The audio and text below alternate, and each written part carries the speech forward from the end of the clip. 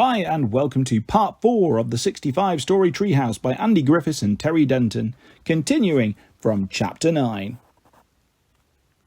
We swirl through time until the chronometer reads 65 BC and we start plummeting towards the ground. We land, but this time we don't stop moving. I peep out of the lid and realise why. We're hurtling along a chariot racing track in the middle of an ancient Roman chariot race, and surprisingly, we don't seem to be doing that badly. It looks like we're in 4th place. "Oh dear," says the inspector, "this looks dangerous." "Hey look," says Terry, "an ancient Roman Andy and an ancient Roman Terry." Terry's right. Ahead of us are 2 chariots, one being driven by someone who looks a lot like Terry, and the other by someone who looks a lot like me. Coming up behind them is a scary-looking woman driving a chariot with big spikes on its wheels. She is getting closer and closer to ancient Roman Andy's chariot, and then the metal spike crashes through his wheel and smashes it into pieces. His chariot skids wildly and tips over. Ancient Roman Andy is thrown from his chariot onto the racetrack. He's still holding onto his horse's reins and is being dragged along on his stomach. "Ouch," I say. "That's gotta hurt." Our bin is slowing down, but we're still moving fast enough to catch up to him. I lean out and reach towards him. "Give me your hand," I say. "What the Maximus?" he says. "Who are you?" "No time to explain," I say. "Just do it." He reaches up with one hand while still holding his reins in the other. The inspector and Terry hold on to me as I lean out and pull him into the bin. "I am Andronicus Grillus," he says, "and I thank you." He snaps the reins. "Yah!" he yells, urging his horse on. With Andronicus driving, we are going much faster than we were before. We're back in the race. "We must beat Drusilla the Dreadful," says Andronicus, pointing to the driver of the chariot with spiked wheels. "She is the most feared and ruthless charioteer in Rome. She has already destroyed almost all the others." He's not kidding. There is chariot wreckage everywhere. "Those spiked wheels seem very dangerous," says the inspector. "Surely there must be rules of some sort. It just doesn't seem right." "Alas," says Andronicus, "chariot racing rules have not been invented yet, and now she's after my friend Terenicius Densus. Drusilla is gaining on the only other chariot, apart from ours, left in the race. She drives in close and uses her wheel spike to destroy Terenicius's wheel. He jumps from his wrecked chariot onto his horse and rides after Drusilla. Andronicus drives our bin up beside Terenicius. "Join us, friend," he calls. Keeping hold of his horse's reins, Terenicius leaps into our bin. "This is highly irregular," says the inspector. "The maximum capacity for a bin this size is 4. We better not take on any more passengers." "Don't worry," I say. "There's nobody else left to take on. It's just us versus Drusilla now." With 2 horses pulling us, we're really starting to gain on Drusilla. She looks back and glares at us. "I don't like her," says Terry. "Me neither," says Terenicius. "Nobody does." As we drew level, Drusilla the Dreadful veers towards us in order to wreck our bin with her terrible wheel spike. "Tiber delenda, losers," she snarls. "What does that mean?" says Terry. "You must be destroyed, losers," says Andronicus. "Not on my watch," says the inspector, unfurling a long roll of bubble wrap. "Hold on to me, lads," he says. Terenicius takes the reins while the rest of us hold on to Inspector Bubble Wrap. The inspector leans out, his head only centimetres from the lethal spinning spike, and holds out the bubble wrap. The wheel spike on Drusilla's chariot catches the end of the bubble wrap. As it spins, it wraps the bubble wrap around itself, rendering the spike completely harmless. Terenicius manoeuvres our bin round to the other side of Drusilla's chariot, and the inspector bubble wraps that spike as well. We pull the inspector back into the bin. "Way to go, Inspector," says Terry. That is the most dangerous thing I've ever seen anybody do," says Andronicus. Inspector Bubble Wrap smiles proudly and says, "I'm a safety inspector, that's what I do. I make things safe for me and you. I'll risk my life, if that's what it takes, to make things safe for all our sakes." Now the race gets really serious.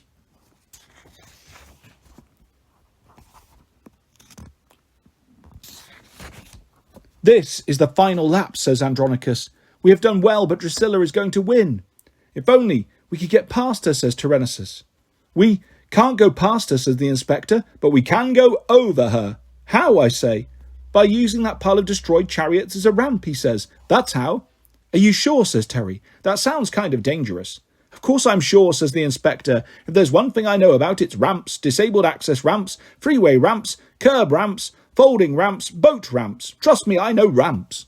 Inspector Bubblewrap takes the reins from Terentius and steers our wheelie bin towards an especially big pile of crashed chariots. "Everybody hold on tight," shouts the inspector. We rocket up the ramp and fly through the air. We sail up and over Drusilla, clunk, and cross the finish line first. The crowd goes crazy. The Emperor rises to his feet and gives us 2 thumbs up, which makes the crowd go even crazier. "We won," says Andronicus. "Thanks to you, we won't be put to death." "You were going to be killed," says Terry. "Yes," says Terentius, "but Caesar Proboscis Maximus has spared us. That's what the 2 thumbs up mean." "Wow," says Terry. "Ancient Rome is a really dangerous place." "Yes," says the inspector, "but it's a little bit safer now, thanks to Bubble Wrap." Andronicus and Terentius climb out of the bin. "Thank you for your bravery, Inspector Bubble Wrappus," says Andronicus. "We owe you our lives," says Terentius, "for you saved us with your courage, your knowledge of ramps, and your strange clear material with its many air pockets." "That was an exciting race," says Terry. "It would make a great scene in a movie about ancient Rome." "It already has," I say. "Bin her." "Cool," says Terry. "Can we watch it when we get back to the treehouse?" "Sure," I say, if we ever get back to the treehouse. But before we can do that, we have to get to the building permit office. "We'll get there this time for sure," says Terry, "or my name's not Terentius Densus." "But it's not Terentius Densus," I remind him. "Uh-oh," he says, as everything starts to swirl. Swirl. Chapter 10. The Future. The swirling stops and we slowly fall to the ground. "Wow, smooth landing, Terry," I say. "Yeah," he says. "It's like we practically floated down." I look at the gravity detector gauge on the instrument panel. "That's because we did float down," I say. "Gravity is only 1/10 as strong here as it is in our time." "And where and when exactly are we?" says Inspector Bubblewrap. "We're in the future," says Terry. 65,000 years in the future. "This is the worst time machine ever," I say. "No, it's not," says Terry. "It's a great time machine. It's just the chronometer that's not working properly." "Well, it's the worst chronometer ever then," I say, smashing my head against the control panel in frustration. But my head just bounces off, as if the panel was made of marshmallow. "Stupid reduced gravity," I shout. "Look on the bright side, Andy," says Terry. "Reduced gravity is cool. Let's get out and have a bounce around." Terry is in such a hurry to get out that he slips and falls and lands on his head. "Are you okay?" I say. "Of course," says Terry. "It didn't even hurt. Reduced gravity, remember?" Boing. I see a flying fried egg car, heading straight towards the inspector. "Watch out," I say. My warning comes too late. The car hits the inspector right in the head, but it just bounces off. Boing! Cloud, badly drawn. "I just got hit by a flying fried egg car, and I didn't feel a thing," he says. "It would appear that the future is 100% danger-proof." 100% totally danger-proof future. Time, toppling, jet engines, yay! "Look at me, I'm on fire! Hit me, you stupid piano!" Cluck, cluck, cluck. "All right," says Terry, "let's party!" "Look at me. I can run headfirst into this wall and just bounce off. Boing! "Look at me," I say. "I'm swimming in a tank full of man-eating sharks, but their teeth are made of rubber so they can't eat me. Chomp, chomp." "Look at me," says Inspector Bubblewrap. "I'm totally on fire, but there's no heat in the flames, so it doesn't hurt a bit. Crackle, burn." The 100% totally danger-proof future is amazing, we shout. Terry runs into the wall again. I jump back into the shark's mouth. The inspector sets himself on fire once more. And then we do it again. Boing, chomp, crackle. And again. Boing, chomp, crackle. Jump away, big boy. And again. Boing, chomp, crackle. And again. Boing, chomp, crackle. And again. Boing, chomp, crackle.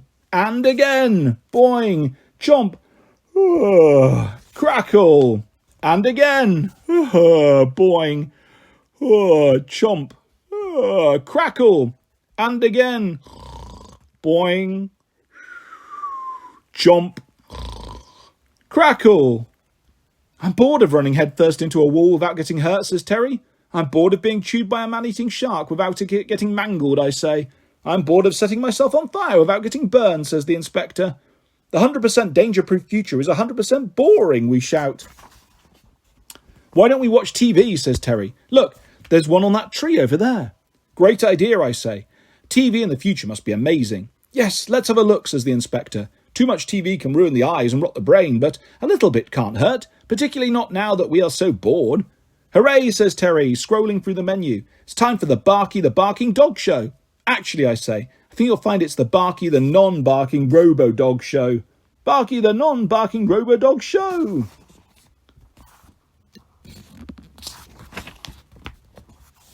Click. In the future, even Barky is boring, says Terry. He's always been boring, I say, but now they've debarked him, he's even more boring. Psst, whispers a person from the future who looks just like me. Did you just say boring? Yes, I say. Are you our future selves? Affirmative, he says. My name is Android G, and this is my friend, Terry Bot D. Cool, says Terry. Are you guys robots? Well, we do have bionic bits and pieces, explains Terry Bot D, but we're still human enough that we want to have fun. But we can't have any fun, says Android G, because Safety Central Headquarters controls everything. Oh my goodness, says Inspector Bubble Wrap. I work for Safety Central Headquarters, but I never dreamed that they would become so powerful that they stop people from having any fun at all. I know a way we can all have some fun, says Terry. Let's go to the Safety Central Headquarters and destroy it. Not so fast, past Terry, says Terry Bot D. We have to figure out a way to get in there first. It's rhyming password protected. I think I can help you there, says Inspector Bubble Wrap. I wrote that rhyming password. It may have been 65,000 years ago, but I remember it as if it were only yesterday. We hop in Android G's flying fried egg car and fly to Safety Central Headquarters.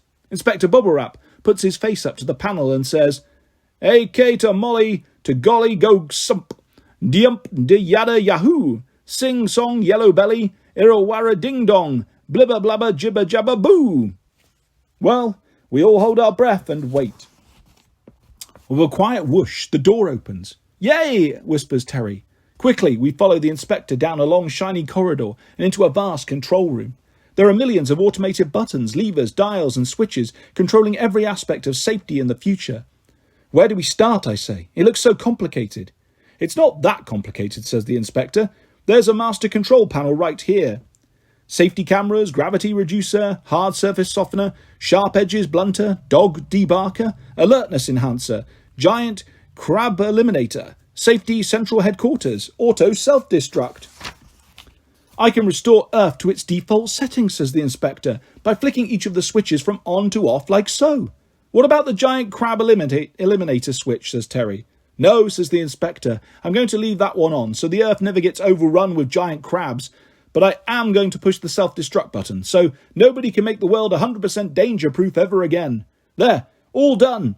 You mean this whole place is going to blow up, I say. Yes, says the inspector. Cool, I say. When? In about 10 seconds, says the inspector. Run! We run, and make it just out in time. Kablam!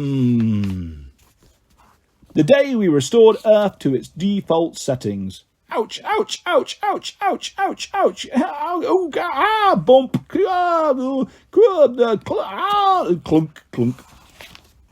I think our work here is done, says Terry as we climb into our bin. Yes, says the inspector. I see now that too much safety is not necessarily a good thing. I sure hope we make it to the building permit office this time, I say, as the swirling starts again. Me too, says the inspector. Well, sort of. I mean, time travel is kind of cool. Swirl. And that is where we will leave part 4 of the 65-Story Treehouse by Andy Griffiths and Terry Denton. I'll be back soon with the next part of this fantastic story and loads more stories and videos coming your way very soon. If you'd like to subscribe or hit a like, that's always appreciated. Thanks for listening, guys. Bye-bye.